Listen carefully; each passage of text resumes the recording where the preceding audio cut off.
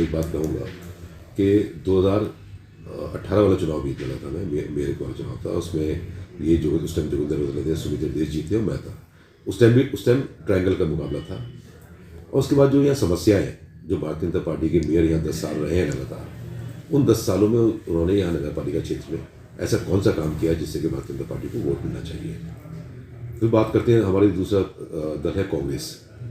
कांग्रेस को भी अगर हम बंदूपुरा क्षेत्र की बात करें तो बंदूपुरा क्षेत्र से हमेशा कांग्रेस को वोट पड़ता आया है। पहले कोई दबाव की राजनीति भी पड़ता था, पहले एक डर की राजनीति भी हुआ करती थी।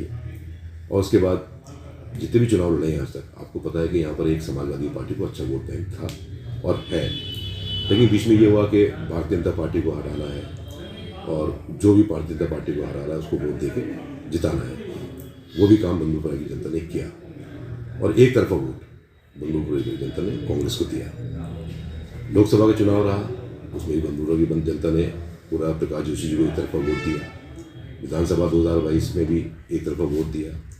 लेकिन उस वोट से, चाहे वो कांग्रेस को जो भी वोट गया, उससे उस वोट बैंक को वोट देने के बाद ऐसा कौन सा काम कांग्रेस ने बंदूपुरा क्षेत्र के लिए किया, इसका जवाब तो कांग्रेस पार्टी ही देगी अगर इस बार वो कांग्रेस पार्टी वोट मांगती है बंदूपुरा की जनता से। फिर मैं दूसरी बात ये कहूँगा कि लीडरशिप एक बंदूपुरा में ख़त्म हो गई थी। मैं शुक्रिया अदा करता हूँ बड़े भाई मतीन सिद्दीकी जी का, जो कल उन्होंने मेरे ऊपर भरोसा जता के साथ में बैठ के मेरे साथ में नॉमिनेशन कराया, मेरे प्रस्तावक बने और 1 और 1 11 हो गए। जब 1 और 1 11 हो गए, सिर्फ इस चीज़ के लिए कि जिस तरीके से भारतीय जनता पार्टी हमेशा उस चीज़ का फ़ायदा उठाती थी, कांग्रेस इसलिए वोट ले आती थी कि हमें भारतीय जनता पार्टी को रोकना है, तो कांग्रेस को भी देके देख लिया है, सबको वोट देके देख लिया। तो इस बार जैसे 2013 में एक बार चुनाव हुआ था तो सिर्फ 1400 वोट से सीट हारी थी।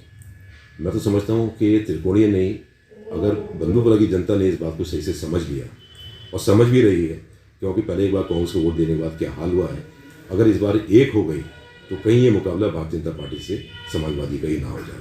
मुझे तो ये पूरी उम्मीद है कि हमारा तो मुकाबला हमारी लड़ाई कांग्रेस से नहीं है, हमारी लड़ाई भारतीय जनता पार्टी से है। और भारतीय जनता पार्टी से 10 साल के कार्य का हिसाब मांगा जाएगा। इन 10 सालों में भारतीय जनता पार्टी ने ऐसा कौन सा काम किया है जिससे वो दोबारा मेयर की सीट पर बैठना चाहती है। 3 इंजन की सरकार थी, लोकसभा इनके सेंटर इनके पास, स्टेट इनके पास और मेयर भी यहाँ के भारतीय जनता पार्टी के थे।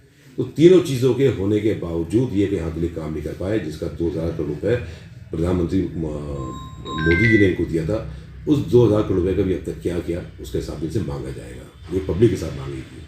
हल्द्वानी की अगर बात करें तो मैं समझता हूँ कि ये क्षेत्रीय चुनाव है।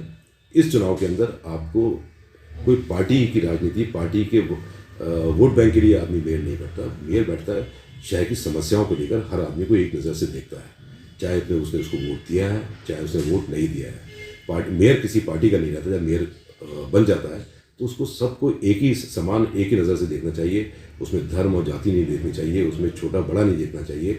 मैं इतना ही मानता हूँ कि अगर मुझे ये मौका हल्द्वानी की जनता ने दिया तो मैं ये वादा ज़रूर करता हूँ कि सबसे पहले तो वो चीज़ ख़त्म करूँगा, प्रथा ख़त्म करूँगा कि अपनों की ठेकेदारी का जो सबसे बड़ा प्रचलन है वो ठेकेदारी का है यहाँ पर। और उन प्रत्याशियों का आप अगर रिकॉर्ड उठा के देखोगे, 10 साल पहले का क्या था और 10 साल के बाद क्या है, तो सबके सामने है। आप लोग भी सब जानते हैं। शहर की जनता के साथ कभी खिलवाड़ नहीं करूँगा, शहर की जनता को कभी ऐसा काम नहीं करूँगा कि उनसे आँख से आँख न मिला सकूँ।